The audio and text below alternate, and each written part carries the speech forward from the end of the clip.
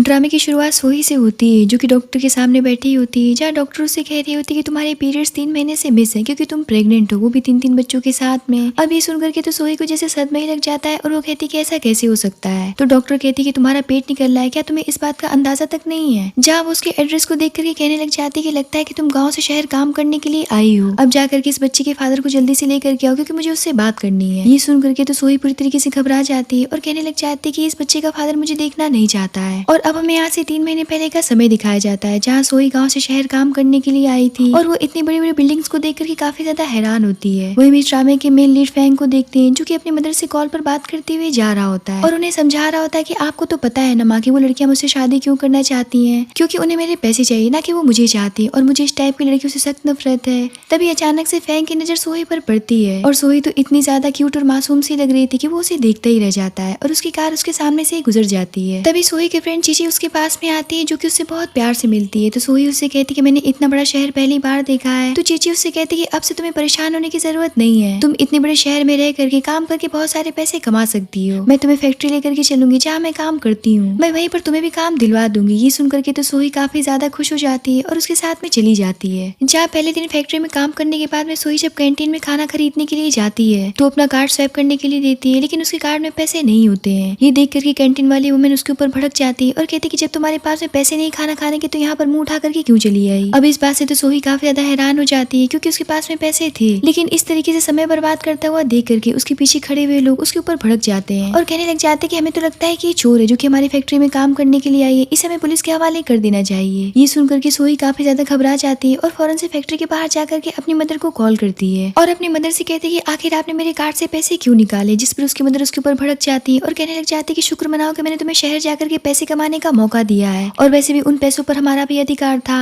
जहाँ उसका भाई उसे कहने लग जाता है कि मैंने उन पैसों से अपने लिए मोबाइल खरीद लिया है और अभी तो मुझे और भी पैसे चाहिए ताकि मैं अपने लिए कंप्यूटर खरीद सकूं, इसीलिए जम करके मेहनत करके मुझे पैसे भेज देना। अब तो सोही बहुत बुरी तरीके से फंस जाती है और उनके सामने गिड़गिड़ाने लगती है और उनसे कहती है कि इतने बड़े शहर में मैं अकेली बिना पैसे के कैसे रह पाऊंगी, मेरे पास तो खाना भी खरीदने तक के पैसे नहीं है, प्लीज मुझे कुछ तो पैसे भेज दीजिए ताकि मैं पैसे कमा करके आगे से अपना गुजारा कर लूंगी। जिस पर उसकी मदर भड़क जाती है और कहने लग जाती है कि तुम्हें क्या लगता है कि मैं तुम्हें दोबारा से पैसे भेजूंगी, इतना बड़ा शहर है, इतने अमीर अमीर आदमी वहाँ पर रहते हैं जो कि तुम्हें देख करके पैसे तो दे ही देंगे, अब तुम मेरे कहने का मतलब तो समझ ही सकती हो। ये सुनकर के तो सोही पूरी तरीके से हैरान रह जाती है कि आखिर उसकी मदर इतनी क्रूएल तरीके की बातें कैसे कह सकती है। लेकिन इससे पहले कि सोही और कुछ कह पाती उसकी मदर कॉल काट देती है। अब सोही के पास में कोई भी ऑप्शन नहीं बचता है जहाँ चीची उसे एक बार में लेकर के जाती है ताकि वो उसे ड्रिंक सेल करने का काम दिलवा सके, जहाँ वो उसे कहती है कि तुम्हें पता है कि तुमने कितनी बड़ी गलती की है, बिना पैसों के शहर आ गई। तो सोही कहती है कि वो सब तो ठीक है, लेकिन मैं इतने छोटे कपड़े पहन करके मर्दों के सामने कैसे जाऊंगी। तो चीची उससे कहती है कि शुक्र मनाओ कि इस बार में तुम्हें आने का मौका मिला है, वरना तुम्हारे जैसी गाँव की देहाती लड़कियों को यहाँ पर आने का मौका नहीं दिया जाता है, और अगर तुम छोटे कपड़े नहीं पहनोगी तो कोई भी तुमसे ड्रिंक नहीं खरीदेगा, इसलिए चुपचाप से जाकर के अपना काम करो वरना यहाँ से चली जाना वापस। अब ये सुन करके तो सोही कहती कि ठीक है, इतना कह करके वो फौरन से वहाँ से चली जाती है। लेकिन रास्ते में उसे एक ठगी आदमी मिल जाता है जो कि पूरी तरीके से नशे में धुत होता है और वो सोही से कहने लग जाता है कि मैं तुम्हारी सारी ड्रिंक बिकवा दूंगा, बदले में तुम एक रात मेरे पास आ जाओ। अब ये सुन करके तो सोही काफी परेशान हो जाती है और कहती है कि मुझे हाथ मत लगाना, मैं उस टाइप की लड़की नहीं हूँ, मुझसे दूर रहो। तभी वहाँ पर फैंग अपने फ्रेंड के साथ में आता है और वो सोही को देख करके सोचने लग जाता है कि इतनी मासूम लड़की इस बार में क्या कर रही है। जहाँ वो उस आदमी से कहता है कि एक लड़की की मना करने का मतलब ना होता है, इसीलिए उससे दूर रहो। जिस पर वो आदमी कहने लग जाता है कि आपको नहीं पता है कि ऐसी लड़कियां पैसों के लिए कुछ भी करने के लिए तैयार रहती हैं। जहाँ फैंग उससे बहस नहीं करता है और यूजो को इशारा करके वहाँ से चला जाता है। जहाँ यूजो उससे कहता है कि अगर तुम अपने पैर हाथ सही सलामत चाहते हो और अपनी जिंदगी चाहते हो तो यहाँ से अभी के अभी निकल जाओ। ये सुनकर के वो आदमी डर जाता है और वहाँ से भाग खड़ा होता है। जहाँ यूजो उसके पास में बैठ करके उससे कहने लग जाता है कि तुम्हारी मदर ने मुझे बिल्कुल परेशान कर रखा है और वो मुझसे हमेशा ही पूछती रहती है कि ऐसा तो नहीं कि तुम्हें मर्दों में इंटरेस्ट है। ये सुनकर के वो कहने लग जाता है कि लगता है कि तुम्हारा दिमाग सही नहीं है। जिस पर यूजो कहता है कि तुम्हारी हरकतें अब ऐसी होती जा रही है जिस पे शक होने लगे, वैसे आज तुम्हारा जन्मदिन है तो मैंने तुम्हारे लिए बहुत ही खास किस्म का तोहफा तैयार कर रखा है। इतना कह करके वो उसके सामने बहुत सारी लड़कियों को प्रेजेंट करता है और कहता है कि ध्यान से देख करके इसमें से एक सेलेक्ट कर लो। जिस पर फैंग कहता है कि तुम्हारा पसंद तो काफी ज्यादा घटिया है, इसमें से कोई भी लड़की मुझे पसंद नहीं आ रही है। तो यूजो कहता है कि लगता है कि तुम अंकल टाइप के बन चुके हो, मुझे नहीं समझ में आ रहा है कि तुम्हें कैसी लड़की चाहिए। अब ऐसा तो कोई कर नहीं सकता है कि तुम्हारे लिए मोमबत्ती लेकर के लड़कियां ढूंढे और वो चांद पर से उतर करके आएगी। देखो तुम्हारी मदर बहुत ही ज्यादा परेशान है, इसीलिए इस बात को गंभीरता से सोचो। जिस पर फैंग फैंग कहता है कि इन सारी लड़कियों की शक्ल से ही लग रहा है कि इन्हें मेरा पैसा चाहिए ना कि मैं चाहिए। अब ये सुनकर के यूजो कुछ कहता नहीं और उन लड़कियों को वहाँ से वापस भेज देता है। तभी वहाँ पर सोही आती है जिसे फैंग देख करके फिर से देखता ही रह जाता है और उसकी ब्यूटी में बिल्कुल जैसे खो सा जाता है। अब ये देख करके तो यूजो सोचता है कि मैंने पहली बार इसे इस तरीके से देखा है कि किसी लड़की को इतनी देर तक घूर रहा हो। फैंग यहाँ पर उस मोमेंट को याद करने लग जाता है जबकि उसने सोही को पहली बार सड़क पर देखा था। अब सोही ड्रिंक सर्व करके वहाँ से जाने लगती है लेकिन यहाँ पर यूजो गेम खेल जाता है और ड्रिंक में कुछ मिला देता है और वो सोही से कहता है कि क्या तुम इसी तरीके से चली जाओगी? तुम्हें पता है कि मिस्टर फैंग का जन्मदिन है तो क्या तुम उन्हें जन्मदिन मुबारक नहीं करोगी? जिस पर सोही फौरन से ड्रिंक उठा करके उसे बर्थडे विश करती है और थोड़ा सा ड्रिंक खुद भी पी जाती है, जिसके बाद में फैंग भी वो ड्रिंक पी जाता है जिसमें कि यूजो ने कुछ मिलाया था क्योंकि उसे कुछ भी नहीं पता था। अब सोही अपना ड्रिंक खत्म करके जैसे ही जाने लगती है तो यूजो उसे रोक लेता है और उसे कहता है कि तुम्हें देख करके लग रहा है कि तुम गाँव में रहने वाली लड़की हो और शहर आकर के पैसे कमा रही हो। वैसे तुम्हें एक ऑफर में देना चाहता हूँ जिससे कि तुम बहुत सारे पैसे कमा सकती हो। इतना कह करके वो फैंग की तरफ इशारा करता है जिस पर सोही समझ जाती है और वो कहती है कि आप मुझे गलत समझ रहे हैं, मैं इस टाइप की सर्विस नहीं देती हूँ। इतना कह करके वो वहाँ से जाने लगती है जिस पर यूजो उसे पकड़ करके उसके हाथ में काट देकर ये कहता है कि तुम्हें पता है कि जिस ड्रिंक को अभी भी मिस्टर फैंग ने पिया है उसमें कुछ मिला हुआ था, अगर उसे कुछ हो जाता है तो तुम जेल चली जाओगी। अब ये सुन करके तो सोही बहुत बुरी तरीके से डर जाती है क्योंकि वो बहुत ही ज्यादा भोली भाली सी थी और उसे कुछ समझ में नहीं आ रहा था। यूजो उससे कहता है कि अगर तुम इन सभी मामलों में फंसना नहीं चाहती तो चुपचाप से ये पैसे लो और फैंग को लेकर के रूम में चली जाओ वरना अच्छा नहीं होगा। इतने पर फैंग उठ करके सोही के पास आता है और उसे कहता है कि तुम्हारी हिम्मत भी कैसी होगी मुझे नशा देने की। इतना कह करके वो बेहोश हो जाता है तो सोही कहती है कि प्लीज आप उठ जाइए, मैंने आपको कुछ भी नहीं दिया है, ये सब इन्हीं का किया धरा है। लेकिन फैंग अब कहाँ सुनने वाला था। जहाँ यूजो कहता है कि अब इन सभी चीजों के लिए बहुत देर हो गई है, चुपचाप से इसे लेकर के रूम तक जाओ और हो सकता है कि तुम इसके साथ में रात भर रहना भी पड़े। अब यहाँ पर सोही बहुत बुरी तरीके से फंस जाती है क्योंकि उसे तो ड्रिंक भी बेचना था और अगर वो फैंग के साथ में नहीं गई तो उसे जेल भी जाना पड़ सकता था। इसीलिए वो ना चाहते हुए फैंग को लेकर के रूम के अंदर चली जाती है जहाँ फैंग तो उसके ऊपर टूट पड़ता है और कहता है कि तुम यही चाहती थी ना, तो ठीक है मैं तुम्हें ये भी देने के लिए तैयार हूँ। तो सोही कहती है कि प्लीज आप समझने की कोशिश करिए, मैंने ऐसा कुछ भी नहीं किया। लेकिन फैंग उसकी एक बात नहीं सुनता है और उसके साथ में नाइट एक्सपेंड कर बैठता है। अब हमें यहाँ से प्रेजेंट टाइम का सीन दिखाया जाता है जब उसे कंफर्म करती है डॉक्टर कि वो 3 बच्चों के साथ में प्रेग्नेंट है और डॉक्टर से सलाह देती है कि तुम इस तरीके से नाजायज बच्चों के साथ में सिटी में नहीं रह सकती हो, सभी तुम्हें ताने मारेंगे, तो बेहतर होगा कि तुम इसके फादर्स को जाकर के सारी बातें बता दो। यहाँ पर सोही सोचने लग जाती है कि फैंग उससे कितनी नफरत करता है और वो तो उसे गलत भी समझता है। दूसरी तरफ हम यूजो को देखते हैं जो कि फैंग की मदर को हॉस्पिटल लेकर के आया होता है क्योंकि उनके पैर में मोच आ गया था। इतने पर सोही अपना प्रेगनेंसी रिपोर्ट लेकर के बाहर निकलती है और काफी ज्यादा परेशान होती है। जहाँ यूजो उसे देख लेता है और कहता है कि तुम यहाँ पर क्या कर रही हो, मुझे पता है कि तुम जैसी देहाती लड़कियां बड़े आदमी को ब्लैकमेल करने के बारे में सोचती हैं। मुझे पता है कि तुमने फैंग की मदर को देखा है इसलिए तुम यहाँ पर मुंह उठा करके चली आई ताकि फैंग के बारे में उसकी मदर को बता करके उनसे सिंपैथी पा सको। चलो अभी के भी यहाँ से निकलो। इतना कह करके उसका हाथ पकड़ता है जिस पर सोही अपना हाथ छुड़ाते हुए कहती कि मैं मानती हूँ कि मैं एक देहाती लड़की हूँ, मैं गाँव में रहती हूँ, लेकिन इसका मतलब ये नहीं कि आप मेरे साथ में इस तरीके का व्यवहार करेंगे और मेरे ऊपर इस तरीके के इल्जाम लगाएंगे। इतना कह करके वो वहाँ से जाने लगती है। तभी यूजो देखता है कि उसका रिपोर्ट तो गिर गया होता है जिसे उठा करके वो अभी देख ही रहा होता है। तब तक सोही फिर से वापस से आकर के अपना रिपोर्ट छीन करके वहाँ से चली जाती है। अब ये सब देख करके फैंग की मदर कहती कि सब क्या हो रहा है, तुमने मुझे बताया था कि फैंग किसी लड़की के साथ में 1 महीने पहले सोया था। तो यूजो बताता है कि हाँ। तभी वहाँ पर फैंग आता है जिसे देख करके यूजो कहता है कि भाई जिस लड़की के साथ में आप 1 महीने पहले सोए थे वो प्रेग्नेंट है। अब ये सुन करके तो फैंग को जैसे सदमा ही लग जाता है और वो घर आने के बाद में इस बात पर बिल्कुल भी यकीन नहीं कर रहा होता है। वो कहता है कि एक रात ही सोने के साथ में कोई प्रेग्नेंट कैसे हो सकता है, इसीलिए मेरे साथ में मजाक करने की कोशिश भी मत करना। जिस पर यूसुफ कहता है कि मैं तुम्हारे साथ में मजाक नहीं कर रहा हूँ, ये रिपोर्ट बता रहा है कि वो तुम्हारे 3 बच्चों के साथ में प्रेग्नेंट है। इतना कहकर कि वो जैसे ही उसे रिपोर्ट देखने के लिए देता है इतने पर आंटी रिपोर्ट छीन लेती है और वो प्रेगनेंसी रिपोर्ट देख करके तो काफी ज्यादा खुश होने लग जाती है और कहती है कि मुझे तो यकीन ही नहीं आ रहा है कि मैं 3 बच्चों की दादी बनने वाली हूँ। यहाँ पर आंटी फैंग से कहती कि अब जल्दी से जाकर के उस लड़की से शादी कर लो, मैंने उस लड़की को देखा है, वो बहुत ही प्यारी और क्यूट सी है, क्या फर्क पड़ता है कि वो विलेज से बिलोंग करती है, लेकिन वो एक अच्छी लड़की है। ये सब सुनकर के फैंग उस रात को याद करने लग जाता है जब ये सब होने के बाद में वो अगली सुबह उठा था तब सोही ने उसे पैसों की डिमांड की थी क्योंकि यूजर ने उसे पैसे देने का वादा किया था। उसकी बातें सुनकर के फैंग सोचने लग जाता है कि ये भी उन्हीं लड़कियों में से है जो कि खुद को बेचती है, इसीलिए उसे 50 मिलियन का कार्ड देता है और कहता है कि वापस से कभी मेरी जिंदगी में दोबारा आने की कोशिश भी मत करना और अगर ज्यादा लालच तुम्हारे मन में पैदा हो जाए तो मैं तुम्हें अपना नंबर दे देता हूँ, इस पे कॉल कर लेना। इतना कहकर कि वो अपना नंबर उसे दे देता है और वहाँ से चला जाता है। अब प्रेजेंट टाइम में सोही जब हॉस्पिटल से घर वापस आती है तो अपने बच्चों से कह रही होती कि मुझे पता है कि अगर मैं कड़ी मेहनत करूंगी तो उससे बच्चों को भी परेशानी होगी, लेकिन माँ को तो तुम्हारे लिए काम करनी ही पड़ेगी। अभी वो अपने बच्चों से बात कर ही रही होती तभी वहाँ पर चीची आ जाती है और बताती कि तुम्हें पता भी कि तुम्हारे माँ और भाई यहाँ पर आए हैं तुमसे मिलने के लिए। अब उनका नाम सुन करके तो सोही पूरी तरीके से परेशान हो जाती है और फौरन से अंदर जाती है जहाँ वो उन दोनों को बात करता है वह सुनती है।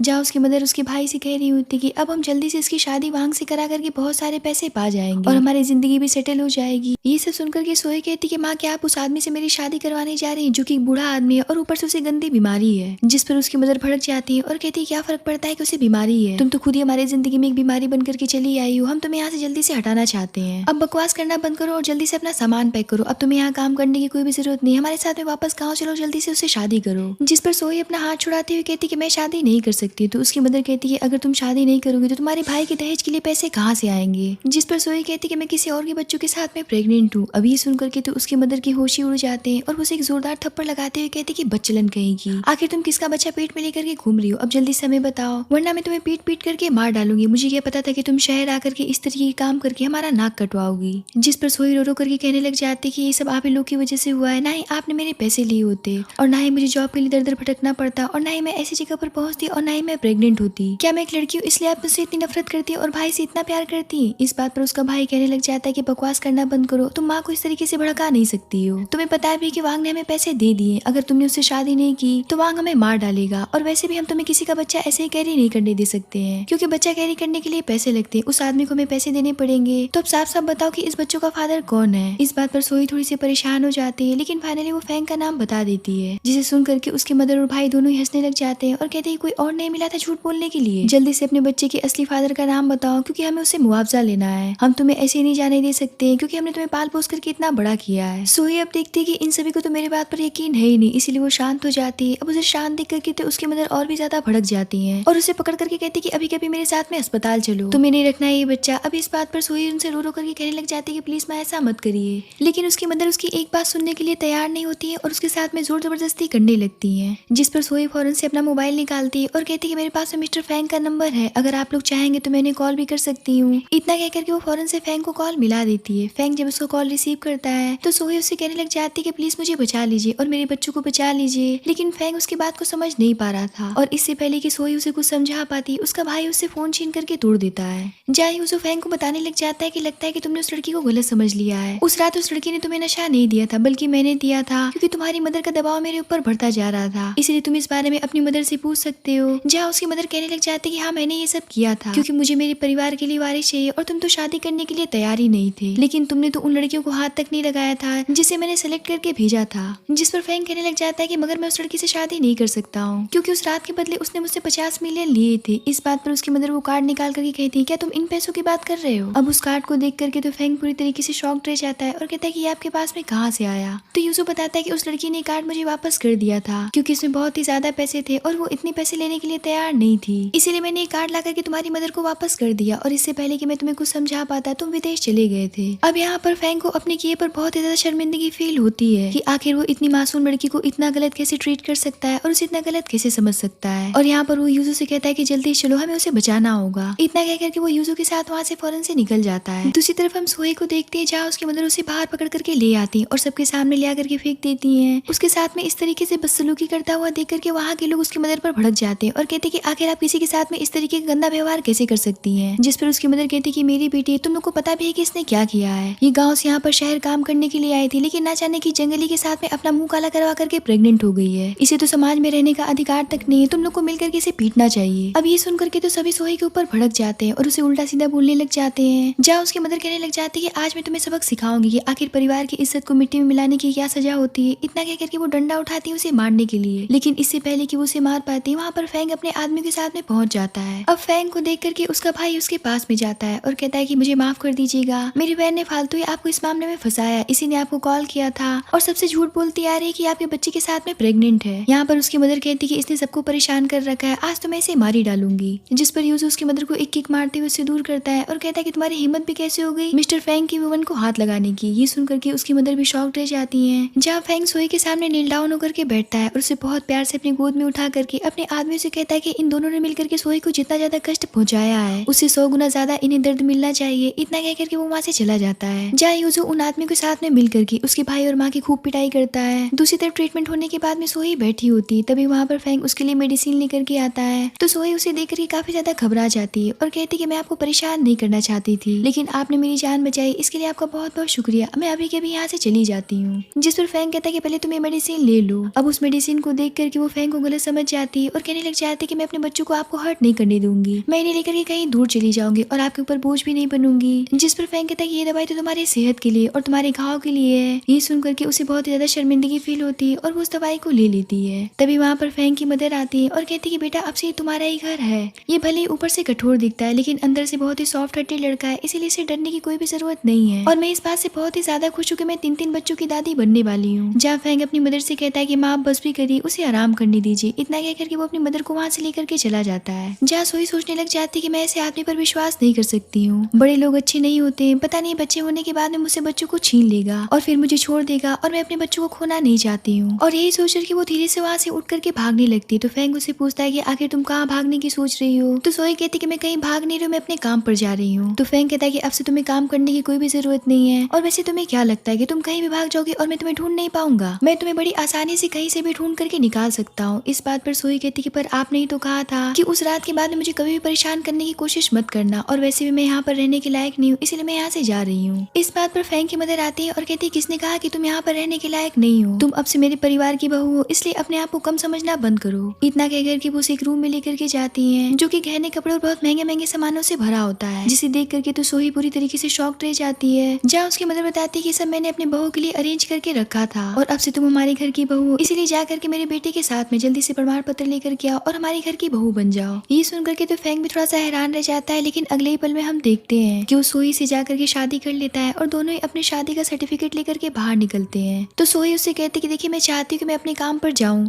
क्योंकि मैं आपके ऊपर बोझ नहीं बनना चाहती हूँ। तो फैंग कहता है कि पर वो काम तुम्हारे लिए सुटेबल नहीं है, तुम वहाँ पर काम नहीं कर सकती हो, तुम एक काम करो कि मेरी कंपनी को ज्वाइन कर लो। इस बात पर सोही थोड़ी सी हैरान रह जाती है क्योंकि वो उतनी पढ़ी लिखी नहीं थी। इतना कह करके वो उसे घर लेकर के जाता है, जहाँ सोही रेडी होने के बाद में फैंग के साथ में उसकी कंपनी आती है। फैंग उससे कहता है कि अब से तुम यहाँ पर आराम से काम कर सकती हो क्योंकि यहाँ पर तुम्हें ज्यादा मेहनत करने की जरूरत नहीं पड़ेगी, और जब भी तुम कभी थक जाना तो फौरन से काम को क्विट कर देना। तो वो कहती है कि ठीक है, मैं बिल्कुल ऐसे ही करूंगी। अब उसे फैंग के साथ में देख करके वहाँ पर काम करने वाली लड़कियां आपस में बातें करने लग जाती हैं कि कहीं ऐसा तो नहीं है कि मिस्टर फैंग की वाइफ है। इस बात पर उनकी सीनियर भड़क जाती है और कहती है कि तुम्हें क्या लगता है कि इस टाइप की गवार लड़की मिस्टर फैंग की वाइफ बन सकती है? और यहाँ पर वो उसके सामने जाकर के पूछती कि तुम यहाँ पर नहीं हो ना, चलो अपना परिचय दो। जिस पर सोई अपना पूरा परिचय बताती कि वो कहाँ से है। अब उसका परिचय सुनकर के सभी उसका मजाक बनाने लगती है क्योंकि वो गाँव की लड़की थी। जहाँ वो लड़कियां कहने लग जाती है कि लगता है कि इसने बॉस को बहकाया है तभी यहाँ पर नौकरी पा गई, वरना इस टाइप की लड़कियों को ऐसी कंपनी में नौकरियां नहीं मिलती हैं। तो सोही कहती कि मैंने ऐसा कुछ भी नहीं किया है। जिस पर लड़की कहने लग जाती है कि फिर तो लगता है कि तुम किसी की मिस्ट्रेस हो,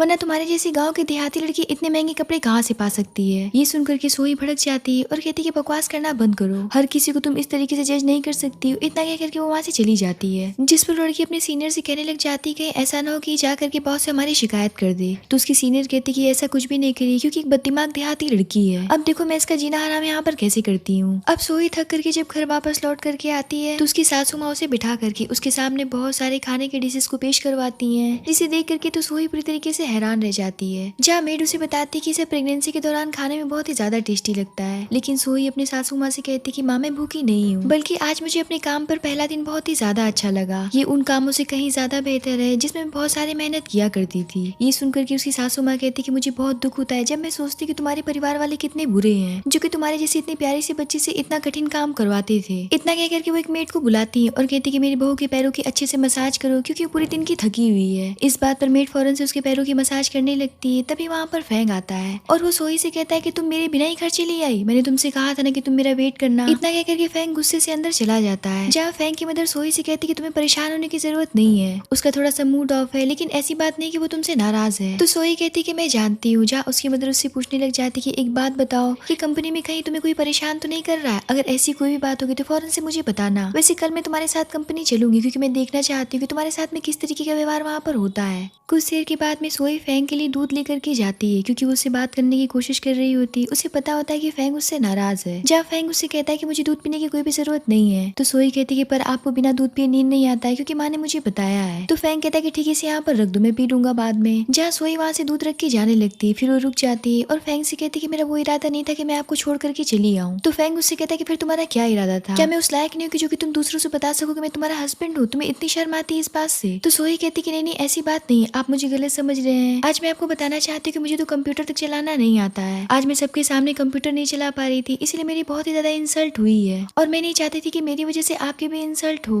इस बात पर फेंग भड़क जाता है और कहता है किसने तुम्हारा इंसल्ट किया है? मुझे अभी कभी बताओ, मैं उन्हें नौकरी से निकाल दूंगा। तो सोही कहती कि नहीं आप उन्हें नौकरी से मत निकालिए, इसमें उनकी कोई भी गलती नहीं है। गलती तो मेरी है कि मुझे कुछ भी नहीं आता है, क्योंकि मैंने इससे पहले कभी भी कंप्यूटर पर काम नहीं किया था। क्या आप मुझे सिखा देंगे? इस बात पर फेंग स्माइल करता है और कहता है कि हाँ क्यों नहीं। इतना कह करके वो बैठ जाता है और कहता है कि ठीक है मेरे पास में आकर के बैठो। अब ये सुन करके तो सोही कंफ्यूज हो जाती है, जिस पर फेंग उसे अपने करीब खींच करके अपनी गोद में बिठा लेता है और उसे बहुत प्यार से कहता है कि अगर तुम मेरे क्लोज नहीं बैठोगी तो मैं तुम्हें कैसे सिखाऊंगा। इतना कह करके वो उसे घूरने लगता है और यहाँ पर उससे बिल्कुल भी रेजिस्ट नहीं होता है, इसीलिए वो सोही को बहुत प्यार से किस कर बैठता है और उससे कहता है कि शर्माने की कोई भी जरूरत नहीं है क्योंकि मैं तुम्हारा हस्बैंड हूँ। इतना कह करके वो उसे कंप्यूटर चलाना सिखाता है। सोही भी फेंग को बहुत ध्यान से देख रही होती है और यहाँ पर वो उसकी गोद में रिलैक्स हो जाती है। अगली सुबह सोही तैयार होकर के ऑफिस के लिए निकलती है, तभी वहाँ पर फेंग की मदर सफाई कर्मी के कपड़े पहन करके चली आती है, जिन्हें देख करके तो सोही पूरी तरीके से शॉक्ड रह जाती है और कहती कि माँ आपने कैसे कपड़े पहन रखे हैं? तो फेंग की मदर कहती कि मैंने कपड़े इसलिए पहने हैं क्योंकि मैं सीक्रेट तरीके से सबकी जांच करना चाहती हूँ कि आखिर कंपनी में चल क्या रहा है और सभी तुम्हारे साथ में कैसा व्यवहार करते हैं। तो सोही कहती कि पर माँ ऐसा करना ठीक नहीं होगा। तो आंटी कहती कि मैंने बस सफाई कर्मी के कपड़े पहने हैं, ना कि मैं सफाई करने जा रही हूँ, इसलिए तुम्हें चिंता करने की कोई भी जरूरत नहीं है। अब जल्दी चलो वरना लेट हो जाएगा। इतना कह करके वो उसे अपने साथ लेकर के चली जाती है। पर जैसे ही वो दोनों लिफ्ट में इंटर करती है, वहाँ पर सोही की सीनियर लियू आ जाती है, जो उन्हें देख करके चिढ़ने लगती है और कहती है कि ये दोनों आखिर हमारे साथ में लिफ्ट में कैसे चढ़ सकती हैं। इतना कह करके वो उन दोनों को लिफ्ट से बाहर ढकेल देती है, जिसकी वजह से फेंग की मदर गिर जाती है और उन्हें चोट लग जाती है। तो सोही फौरन से उन्हें उठाती है और पूछती कि माँ आप ठीक तो है ना। लेकिन फेंग की मदर लियू के ऊपर भड़क जाती है और कहती कि क्या तरीका है। इस बात पर लियू भी उनके ऊपर भड़क जाती है और कहती कि तुम दो कौड़ी की सफाई कर्मी हो और मुझे सिखाने आओ कि मुझे क्या करना चाहिए और क्या नहीं करना चाहिए। ये सुनकर के सोही कहती कि जरा तमीज से बात करो, क्या तुम्हें पता नहीं कि बड़ों से कैसे बात किया जाता है। इस बात पर लियू कहती कि अपने औकात में रहो, मुझे पता नहीं है क्या कि तुमने यहाँ पर किस तरीके से नौकरी पाई है और वैसे भी मैं तुम्हारी बॉस हूँ, इसलिए मुझसे जरा तमीज से बात किया करो और सोच समझ के बात किया करो। तो सोही कहती कि मैं मानती हूँ कि आप मेरी बॉस हैं,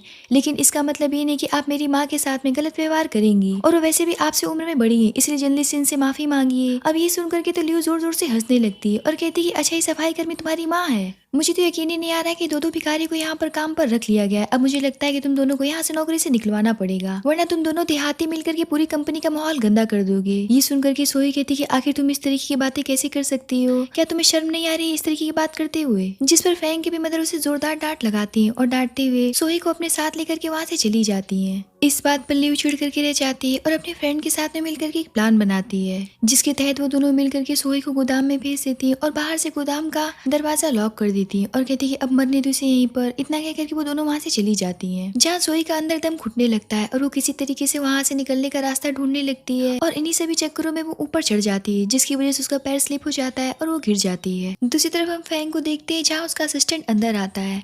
तो फेंग कहता है कि अभी मैं और फाइल्स चेक नहीं कर सकता हूँ, मेरे खाने का व्यवस्था करो क्योंकि अब लंच टाइम हो चुका है। जिस पर असिस्टेंट कहता है कि बॉस पर आप तो कभी भी समय पर खाना नहीं खाते। अच्छा मैं तो भूल ही गया, आपकी वाइफ भी तो यहीं पर काम करती है, तो आपको उनके साथ में खाना खाना जरूरी है ना। इस बात पर फेंग कहता है कि बकवास करना बंद करो, तुम्हें पता है ना कि उसके हेल्थ का ध्यान रखना मेरा कर्तव्य है। जिस पर असिस्टेंट कहता है कि पर बॉस मैंने आपकी वाइफ को सुबह से नहीं देखा है, पता नहीं वो कहाँ है, लगता है कि वो कहीं आराम कर रही है। ये सुनकर के फेंग कहता है कि पर मेरी वाइफ आलसी टाइप की लड़की नहीं है। तभी वहाँ पर उसकी मदर भागती हुई आती है और बताती है कि सोही मुझे सुबह से कहीं भी नहीं दिख रही, वो लापता है। अब इस बात पर तो फेंग के पांव तले से जमीन निकल जाते हैं। दूसरी तरफ पूरे ऑफिस के एम्प्लॉय में भगदड़ मच जाती है, जिन्हें देख करके लियू पूछती कि आखिर तुम लोग इस तरीके से क्यों भाग रहे हो। तो एम्प्लॉय से बताती है कि बॉस की वाइफ कहीं लापता हो गई है और उन्होंने कहा है कि जो भी उन्हें ढूंढ करके निकालेगा उसे 5 मिलियन देंगे। ये सुन करके तो शॉक रह जाती है और कहती कि बॉस ने शादी कब कर लिया। तो वो लड़की बताती कि जो हमारे विभाग में नई लड़की काम करने के लिए आई थी वही मिस्टर फेंग की वाइफ है। ये सुनकर के तो उन दोनों को सदमा ही लग जाता है कि अभी भी उन दोनों ने क्या किया है। अब यहाँ पर उन दोनों की तो फट करके 4 हो जाती है और वो दोनों गोदाम की तरफ दौड़ पड़ती हैं और डर के मारे जल्दी से गेट खोलने की कोशिश करती हैं और सोचती कि वो दोनों गेट खोल करके यहाँ से भाग जाएंगे और किसी को पता भी नहीं चल पाएगा। लेकिन इससे पहले कि वो गेट खोल पाती वहाँ पर फेंग अपनी मदर के साथ में सोही को ढूंढता हुआ चला आता है, जिसे देख करके तो उन दोनों का खून ही सूख जाता है। जब फेंग फौरन से चाबी लेकर के उस गेट को खोलता है, लेकिन जैसे वो सोही को इस हालत में देखता है उसकी मदर और उसके पांव तले से जमीन निकल जाते हैं और वो दोनों जल्दी से सोही को उठाने लगते हैं, लेकिन वो तो बेहोश हो चुकी थी। लेकिन फिर भी वो बेहोशी की हालत में फेंग से कहती कहती है कि प्लीज बच्चों को बचा लीजिए। ये सुनकर के फैंग फौरन से उसे अपनी गोद में उठाता है और वहाँ से हॉस्पिटल के लिए लेकर के निकल जाता है। जिसके बाद में उसकी मदर लियो को एक जोरदार थप्पड़ लगाती है और कहती है कि तुम्हारी हिम्मत भी कैसे हुई मेरी बहू को नुकसान पहुंचाने की। ये सुनकर के लियो कहती है कि तुम्हारी इतनी औकात नहीं है जो कि तुम मेरे ऊपर हाथ उठा सको। तुमने अपने आप को समझ क्या रखा है, 2 कौड़ी की सफाई कर्मी हो तुम। इतना कह करके वो हाथ उठाती है, लेकिन इतने पर असिस्टेंट उसका हाथ पकड़ लेता है और कहता है कि तुम्हें पता भी है कि फैंग की मदर है। अब ये सुनकर के तो लियो को दूसरा बड़ा सदमा लगता है, जहाँ असिस्टेंट उसे घसीटता हुआ पकड़ करके वहाँ से लेकर के चला जाता है। दूसरी तरफ डॉक्टर फैंग से बताती है कि आपके बच्चे और वाइफ दोनों ही ठीक है। इतना कह करके उसे एक ऑयल देती है और बताती है कि इसे आप अपनी वाइफ के स्टमक पर अच्छे से लगाते रहिएगा, जिससे कि बच्चों को भी आराम मिलेगा और इन्हें भी आराम मिलेगा। इतना कह करके वो शीशी देकर के उसे वहाँ से चली जाती है, जिस पर फैंग कहता है कि जल्दी से अपने शर्ट उठाओ, मैं तुम्हें दवाई लगा देता हूँ। इस बात पर सोई को बहुत ही ज्यादा एम्बेरसमेंट फील होता है और वो कहती है कि मैं खुद से कर लूंगी। जिस पर फैंग उसे समझाता है कि देखो मैं तुम्हारा हस्बैंड हूँ और तुम्हारे साथ में पूरी लाइफ रहूंगा, इसलिए तुम्हें मुझसे शर्माने की कोई भी जरूरत नहीं है, क्योंकि तुम मेरी वाइफ हो और ये बच्चे भी मेरे हैं। ये सुनकर के सोई थोड़ी सी हैरान रह जाती है और कहती है पर आप तो मुझे पसंद नहीं करते है ना।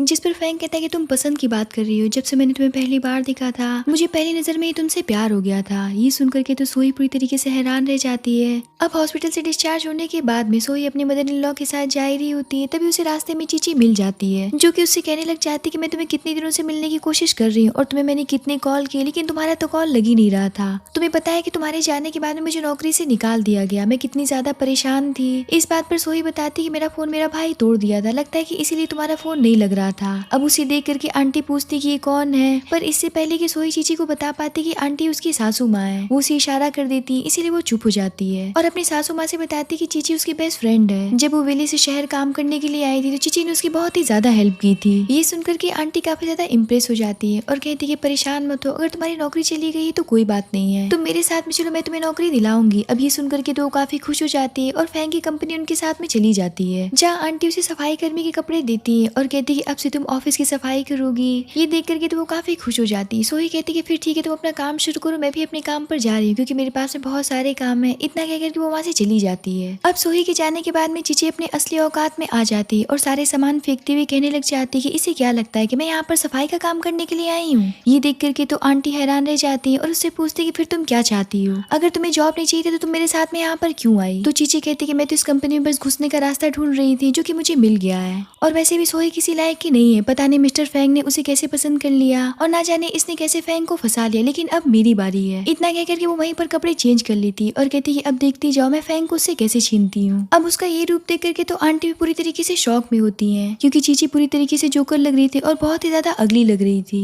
लेकिन वो इतनी घमंड में होती कि उसे इस बात का एहसास तक नहीं होता है कि वो आखिर कैसी दिख रही है। और यहाँ पर वो आंटी को चैलेंज करती कि देखना मैं फैंग को उससे छीन लूंगी। तो आंटी कहती कि तुम ये सब मत करो, क्योंकि ये सब करने का कोई फायदा नहीं है, तुम्हें फैंग कभी भी पसंद नहीं करेगा। इस बात पर वो भड़क जाती है और कहती कि तुम्हें क्या लगता है कि सोही कहीं की मॉडल है, वो एक गांव की देहाती लड़की है, अगर वो कर सकती तो मैं क्यों नहीं कर सकती हूँ। और वैसे भी मर्दों को अलग अलग चीजें चाहिए होती हैं। इतना कह करके वो काफी घमंड के साथ में फैंग के ऑफिस की तरफ चली जाती है। आंटी कहती कि पता नहीं कैसे कैसे लोग इस दुनिया में रहते हैं, जितने भी सोही की लाइफ में लोग हैं वो सारे के सारे बदतमीज और बेवकूफ हैं। अब चीची सीधा फैंग के ऑफिस में कॉफी लेकर के जाती है और कॉफी रखते हुए कहती कि मिस्टर फैंग मैं आपके लिए कॉफी लेकर के आई हूँ। फैंग अब जैसे उसे देखता है उसके तो होश ही उड़ जाता है, वो पूरी तरीके से सन्न रह जाता है कि आखिर अब ये कौन है। जहाँ चीची खुद ही उसे बताने लग जाती है कि आज से मैं आपकी सेक्रेटरी हूँ। ये सुनकर के तो फैंग हैरान रह जाता है और कहता है किसने कहा है कि तुम मेरी सेक्रेटरी हो और तुम्हें किसने काम पर यहाँ पर रखा है। अब ये सुनकर के तो चीची काफी इतराती हुई कहने लग जाती है कि जब पहली बार सोई शहर में आई थी तो मैंने उसकी बहुत मदद की थी, लेकिन उसका निर्दयी दिल तो देखिए कि उसने मुझे सफाई का काम करने के लिए यहाँ पर दे दिया। अब ये सुनकर के फैंग कुछ कहता नहीं और अपने असिस्टेंट को बुला करके कहता है कि इसे बाहर निकालो। असिस्टेंट तो चीची को देख करके पूरी तरीके से शॉक्ड रह जाता है, क्योंकि वो पूरी तरीके से जोकर लग रही थी, और वो उसे कहता है कि यहाँ पर किसी का भी आना अलाउ नहीं है। इतना कह करके उसे पकड़ करके वहाँ से ले जाने लगता है। तभी वहाँ पर सोई फैंग के लिए कोल्ड कॉफी लेकर के आती है, जिसे देख करके तो फैंग काफी खुश हो जाता है और उसे बहुत प्यार से सोफे पर बैठाता है। लेकिन सोई जैसे ही चीची को इस हालत में देखती है तो पूरी तरीके से हैरान रह जाती है और वो कहती कि तुमने कैसी हालत बना रखी है और ये तुमने कैसे कपड़े पहन रखे हैं और तुम यहाँ पर मेरे हस्बैंड के ऑफिस में क्या कर रही हो। जिस पर चीची कहती कि तुम्हें क्या पता है कि बड़े लोग को क्या पसंद आता है। ये तुम 2 कौड़ी की कॉफी मिस्टर फैंग के लिए लेकर के आई हो, जो मैं उनके लिए लेकर के आई हूँ बहुत ही महंगा और स्पेशल पागल है। जिस पर सोही कहती कि मेरे हस्बैंड को मेरे हाथ की कॉफी पसंद है, ना कि दूसरों के हाथ की पसंद है। इस बात पर फैंग उठता है और उसकी लाई हुई कॉफी को फेंक देता है और सोही की कॉफी को बहुत प्यार से पीते हुए कहता है कि ये तो मुझे बहुत ही ज्यादा पसंद है। और वो अपने असिस्टेंट से कहता है कि मेरे ऑफिस में किसी का भी आना अलाउ नहीं है, इसीलिए चीची को अच्छे से हैंडल कर लेना। इतना कह करके वो सोही को अपने साथ लेकर के वहाँ से चला जाता है और सोही को सीधा एक बड़े से मॉल में लेकर के जाता है, जिसे देख करके वो पूछती कि आप मुझे यहाँ पर क्यों लेकर के आए हैं, ये तो काफी महंगा मॉल लग रहा है। तो फैंग कहता है कि मैं यहाँ पर तुम्हें शॉपिंग कराने के लिए लेकर के आया हूँ। तो सोही कहती है कि मुझे कुछ भी नहीं चाहिए, ऑलरेडी आपकी मदर ने मुझे बहुत कुछ दे दिया है, अगर आपको कुछ खरीदना है तो बच्चों के लिए कुछ खरीद लीजिए। तो फैंग कहता है कि मुझे तुम्हारे लिए सब कुछ खरीदना है क्योंकि मैं तुम्हारा हस्बैंड हूँ, मेरी मदर ने तुम्हें क्या दिया है इस बात से मुझे कोई फर्क नहीं पड़ता है। इतना कह करके वो उसे अपने साथ लेकर के अंदर चला जाता है, जहाँ वो उसे गहने से लेकर के कपड़े सारी चीजों की शॉपिंग कराता है। जिसके बाद में वो बिल पे करने के लिए काउंटर पर चला जाता है। तभी सोही के पास में उसकी मदर की कॉल आती है, जो कि उससे पैसे मांगने लगती है और वो उससे कहने लग जाती है कि तुम्हें क्या लगता है कि हम तुम्हें इतनी आसानी से जाने देंगे? क्या हमने तुम्हें इसी दिन के लिए पाल पोस करके बड़ा किया था कि तुम्हें कमीर आदमी से शादी करके हमें छोड़ दो पीछे से? ये मत समझना कि हम लोग कुछ भी नहीं कर सकते, हम चाहें तो फैंग के ऊपर केस करके उसे फंसा सकते हैं और उसकी रेपुटेशन को मिट्टी में मिला सकते हैं। अब ये सुन करके तो सोही बहुत बुरी तरीके से डर जाती है और कहती है कि आप लोग ऐसा नहीं कर सकते, वो लोग बहुत ही ज्यादा अच्छे हैं और मुझसे बहुत प्यार करते हैं। तो सोही की मदर कहती है अगर तुम नहीं चाहती कि हम लोग ऐसा करें तो फौरन से हमें पैसे दे देना। ये सुन करके सोही कहती है आप लोग प्लीज ऐसा कुछ भी मत करिएगा, जल्दी मेरी सैलरी मिलने वाली है, मैं आप लोग को तुरंत पैसे भेज दूंगी। तो उसका भाई कहता है कि सैलरी कौन चाहता है, हम तो तुमसे 50 लाख चाहते हैं, इसलिए फौरन से फैंग से मांग करके हमें दो, क्योंकि उनके परिवार के लिए 50 लाख कुछ भी नहीं है। ये सुन करके तो सोही हैरान हो जाती है और कहती है कि इतने पैसे मैं उनसे कैसे मांग सकती हूँ। तो उसकी मदर कहती है कि वो सब मुझे नहीं पता है, अगर तुम चाहती हो कि मैं तुम्हारे परिवार की रेपुटेशन मिट्टी में ना मिलाऊं और उनके ऊपर केस ना करूँ तो तुम्हें हमें पैसे तो देने ही पड़ेंगे, मुझे नहीं पता कि तुम किस तरीके से अरेंज करोगी। इतना कह करके वो कॉल काट देती है। तभी वहाँ पर फैंग आ जाता है और उसे इस तरीके से परेशान देख करके पूछता है कि क्या हुआ, लेकिन यहाँ पर सोही अपनी फीलिंग्स को दबा लेती है और उसे कुछ भी नहीं बताती। जब फैंग उसे घर लेकर के जाता है और सबके साथ में बैठ करके डिनर कर रहा होता है, लेकिन सोही को तो खाना बिल्कुल भी अच्छा नहीं लग रहा होता है क्योंकि उसके ऊपर तो बहुत ही बड़ी प्रॉब्लम आ चुकी थी। ये देख करके उसकी सासू माँ पूछती कि बेटा क्या तुम्हें खाना अच्छा नहीं लग रहा है? तो सोही यहाँ पर झूठ बोलती कि लगता है कि माँ प्रेगनेंसी की वजह से मुझे खाने का दिल नहीं कर रहा है, मैं आराम करने के लिए जा रही हूँ। इतना कह करके वो वहाँ से उठ करके चली जाती है, जिस पर आंटी फैंग से कहती कि लगता है कि मेरी बहू थक गई है, क्या तुम उससे ऑफिस में इतना ज्यादा काम करवाते हो, क्या तुम्हें उसका ख्याल रखना नहीं आता है? इस बात पर फैंग भी खाना छोड़ देता है और उसके लिए अपने हाथों से दलिया बनाने के लिए चला जाता है। ये देख करके तो आंटी काफी खुश हो जाती है, लेकिन जब फैंग दलिया लेकर के अंदर जाता है तो वो देखता है कि सोही फूट फूट करके रो रही होती है। ये देख करके तो वो काफी परेशान हो जाता है और उससे पूछता है क्या प्रेगनेंसी इतनी ज्यादा कठिन होती है कि तुम अकेले में रो रही हो? क्या तुम्हें कोई परेशानी हो रही है? प्लीज मुझे बताओ, मुझसे कुछ भी मत छुपाओ, क्या प्रॉब्लम है? इस बात पर सोही कहती कि नहीं ऐसी कोई भी बात नहीं है, मैं बस बहुत ही ज्यादा थक गई हूँ। इतना कह करके वो उसे गले से लगा लेती है। तो फैंग कहता है कि परेशान मत हो, मैं तुम्हारे साथ नहीं हूँ। यहाँ पर फैंग इस बात को समझ नहीं पाता है कि आखिर उसके साथ में चल क्या रहा है। जहाँ फैंग उसे बहुत प्यार से दलिया अपने हाथ से खिलाता है, जिसे खा करके तो काफी ज्यादा हैरान रह जाती है क्योंकि फैंग ने बहुत ही ज्यादा टेस्टी दलिया बनाया था। जहाँ बहुत प्यार से उसे दलिया खिलाने के बाद में फैंग उसे अपना क्रेडिट कार्ड देता है और उससे कहता है कि मैं चाहता हूँ कि मेरी वाइफ को जो भी कुछ चाहिए वो बिना हिचकिचाए से खरीद सकती है। पर सोही उसे लेना नहीं चाहती थी, इसलिए फैंग उसे समझाता है कि देखो तुम मेरी वाइफ हो, मेरी जिंदगी की पहली और आखिरी लड़की हो जिसे मैं बहुत प्यार करता हूँ, तो तुम्हारा हस्बैंड होने के नाते मैं वो सब कुछ करना चाहता हूँ जो कि एक हस्बैंड को करना चाहिए। और वैसे भी हम तो पूरी जिंदगी साथ बिताने वाले हैं, आखिर तुम इस बात को कैसे भूल जाती हो? जो मेरा है वो सब कुछ तुम्हारा है, इसीलिए अब इस बात के लिए संकोच करना बंद कर दो। इतना कह करके वो उसे बहुत प्यार से गले से लगा लेता है। जहाँ रात में वो दोनों साथ में सो जाते हैं, लेकिन आधी रात में सोही की आंख खुलती और वो अपना मोबाइल और क्रेडिट कार्ड लेकर के बाथरूम में चली जाती है और सीधा पैसे अपने मदर के अकाउंट में ट्रांसफर कर देती है, जिसे पा करके तो वो दोनों काफी ज्यादा खुश हो जाते हैं। लेकिन इतने पैसे पाने के बाद भी उनके मन का लालच खत्म नहीं होता है। जहाँ सोही अब उन्हें कॉल करके कहती कि अब मैंने आपको सारे पैसे भेज दिए हैं, अब से मेरा आप लोग के साथ में कोई भी रिश्ता नहीं रह गया है। ये सुन करके उसकी मदर भड़क जाती है और कहती कि ये पैसे तो बहुत कम है, मुझे और भी ज्यादा पैसे चाहिए, वरना तुम चाहती हो कि हम क्या कर सकते हैं। यहाँ पर वो दोनों मिलकर के उसे फिर से ब्लैकमेल करने लगते हैं, जिसकी वजह से वो बहुत ही ज्यादा परेशान हो जाती है और फिर से फूट फूट करके रोने लगती है। तभी वहाँ पर फैंग भी उसके पीछे से आ जाता है और उस हालत में देख करके उससे पूछने लग जाता है क्या हुआ, तुम क्यों रो रही हो? तो सोही कहती है कुछ नहीं, बस मुझे बाथरूम आना था, इसीलिए मैं उठ करके चली आई। और यहाँ पर वो फिर से फैंग को कुछ नहीं बताती है और वहाँ से चली जाती है। लेकिन फैंग को अब इस बार शक हो जाता है, इसीलिए वो यूसु को कॉल करके उसके बारे में सब कुछ पता करने के लिए कहता है कि आखिर सोही और सोही की फैमिली वालों के साथ में चल क्या रहा है। अब अगले दिन यूसु सारी रिपोर्ट लेकर के आता है जो कि सोही के साथ में घटित हो रहे थे और वो उसे बता देता है कि किस तरीके से उसकी फैमिली वाले उसे ब्लैकमेल कर रहे हैं और कंटिन्यू उससे पैसे मांग रहे हैं। यहाँ तक कि सोही ने पिछली रात उन्हें पैसे भी ट्रांसफर कर दिए हैं। ये देख करके तो फैंग के गुस्से का कोई भी ठिकाना नहीं रह जाता है और वो सोचने लग जाता है कि इसीलिए मेरी वाइफ कितनी ज्यादा परेशान है। जिसके बाद में फैंग सोही को बहुत प्यार से एक गोदाम में लेकर के जाता है, जिसे देख करके तो काफी ज्यादा परेशान हो जाती है और पूछती कि जान आप मुझे यहाँ पर क्यों लेकर के आए हैं। तो फैंग उसे बहुत प्यार से चेयर पर बैठाता है और कहता है कि अभी बताता हूँ। इतना कह करके वो यूजो को इशारा करता है।